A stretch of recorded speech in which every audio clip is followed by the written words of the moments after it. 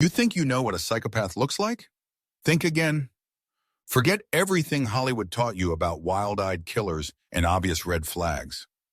The real psychopaths, they're sitting across from you at dinner, charming your friends, maybe even sharing your bed, and you have no idea. Here's what's terrifying. 1 in every 100 people you meet is a psychopath. That's not some dramatic statistic I'm throwing around for shock value. That's hard science from Dr. Robert Hare, the world's leading expert on psychopathic behavior. His psychopathy checklist revised, the gold standard for identifying these individuals, reveals something chilling. Most psychopaths aren't locked away in maximum security prisons. They're out there living normal lives, forming relationships, and leaving emotional devastation in their wake. The damage they cause? It's not just heartbreak. We're talking about complex PTSD, severe depression, anxiety disorders that can last for years. Victims often describe feeling like their entire sense of reality was shattered. Their ability to trust, to love, to even recognize their own emotions, completely destroyed. But here's the thing. There are warning signs, subtle patterns that reveal what's really lurking beneath that perfect exterior. Today, I'm going to share 5 hidden signs that you're dating a psychopath.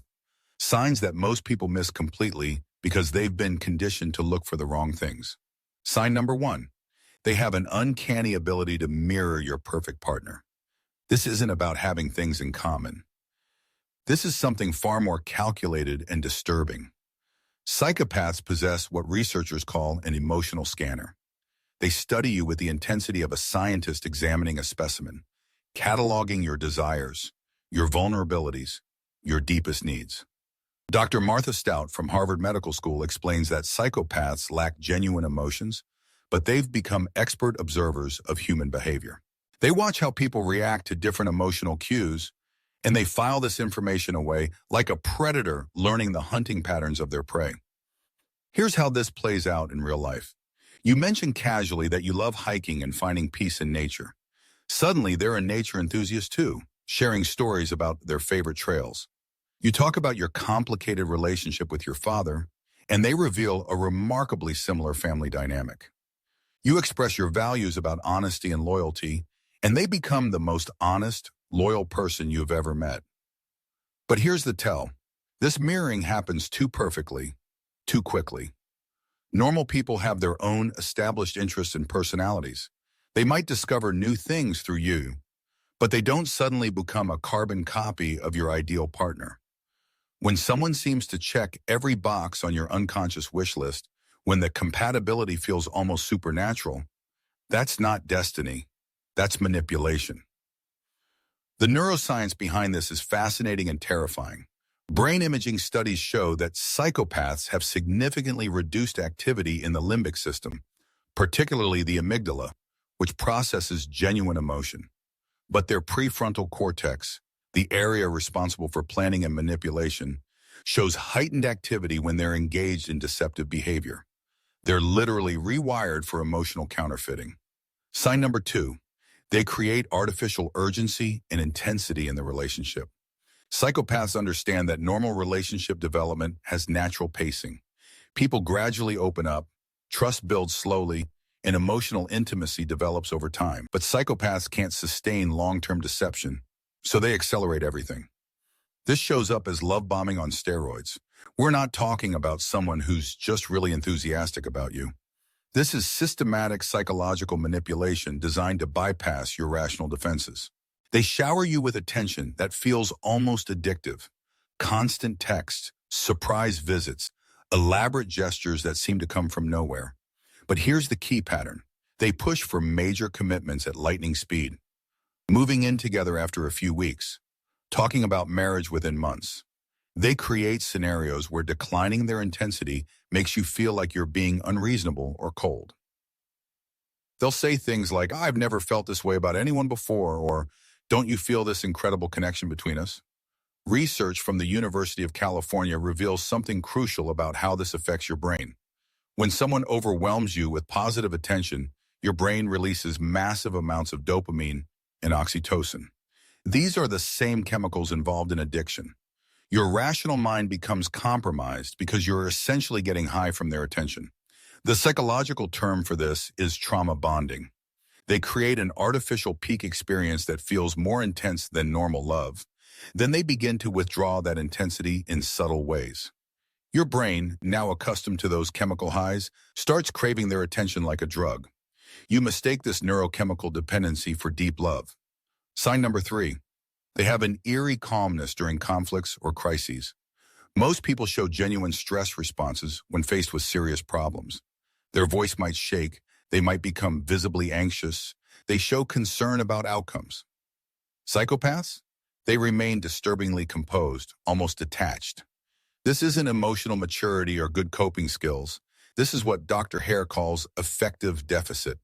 They literally cannot experience anxiety, fear, or genuine concern the way normal people do. When you're facing a crisis together, when you're upset about something serious, their response feels off, too calm, too controlled.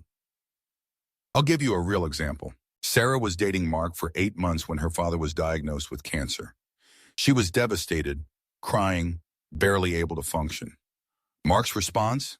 He stayed perfectly calm, offered practical solutions, and seemed almost annoyed by her emotional reaction. When she tried to explain how scared she was, he said, "Getting upset won't change anything. You need to be more rational about this." At first, Sarah thought he was just trying to be strong for her. But then she noticed the pattern. When their apartment was broken into, he showed no stress. When he lost his job, no anxiety. When she was in a car accident, he treated it like a minor inconvenience. His emotional flatness wasn't strength. It was absence. Neuroscientist Dr. James Blair's research shows that psychopaths have impaired fear conditioning. The parts of their brain that should activate during stress simply don't respond normally. This gives them an unnatural advantage in high-pressure situations, but it also means they can't truly empathize with your emotional experiences. Sign number 4. They have selective memory about their own behavior. This is perhaps the most psychologically damaging trait because it makes you question your own sanity. Psychopaths have what researchers call instrumental memory. They remember things that serve their purposes and conveniently forget things that make them look bad. When confronted about hurtful things they've said or done, they don't just deny it. They seem genuinely confused, as if you're describing something that never happened. They'll look at you with such convincing bewilderment that you start doubting your own memory. Dr. Reed Malloy, a forensic psychologist, explains that this isn't conscious lying in the traditional sense. Psychopaths have such a weak connection to their own emotional experiences that events which would be burned into a normal person's memory simply don't register as significant. They can hurt you deeply and forget about it 5 minutes later, because your pain doesn't create any lasting emotional imprint for them. The gaslighting effect is devastating. You'll find yourself constantly second-guessing your own perceptions. Did they really say that cruel thing? Did that fight really happen the way you remember? Over time, this erodes your confidence in your own reality, making you increasingly dependent on their version of events. Sign number 5. They have a disturbing fascination with your emotional reactions. Psychopaths are emotional vampires, but not in the dramatic way movies portray. They're scientifically curious about emotions they can't genuinely experience. They'll push your buttons deliberately, not out of anger, but out of a cold fascination with watching you react. They might bring up topics they know upset you just to observe your response. They'll test your boundaries in small ways, seeing how much they can manipulate your emotional state. When you cry, they might watch you with an expression that's almost clinical, like they're studying a fascinating specimen. Dr. Kent Keel's brain imaging research reveals that psychopaths process emotional stimuli in completely different brain regions than normal people. They intellectually understand that certain things should be upsetting, but they experience your emotional reactions as entertainment rather than empathy triggers. This shows up in their storytelling too. They'll casually mention situations where normal people would expect emotional reactions, but they describe these events with the same tone they'd use to discuss the weather. They might tell you about a friend's death or a family crisis with an unsettling matter-of-factness that makes you feel uncomfortable, though you might not be able to pinpoint why. Here's what makes all of this so dangerous. These signs are subtle enough that most people explain them away. You tell yourself they're just confident, or they handle stress well, or they're not good with emotions. Your brain wants to find reasonable explanations because accepting the truth is too threatening. But here's what you need to understand. Psychopathy isn't a choice or a phase or something that can be fixed with enough love. It's a fundamental neurological difference that affects how someone processes reality. Dr. Hare's longitudinal studies show that psychopathic traits remain remarkably stable throughout a person's lifetime. If you're recognizing these patterns in your relationship, trust your instincts. Your subconscious mind often picks up on things your rational mind wants to deny. That nagging feeling that something isn't right, that sense that their emotions feel performative, those moments when their mask slips and you glimpse something cold underneath. Pay attention. The cost of ignoring these warning signs isn't just a bad breakup. It's potentially years of psychological recovery.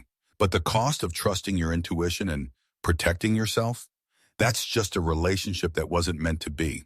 And honestly, that's a price worth paying for your sanity and your future.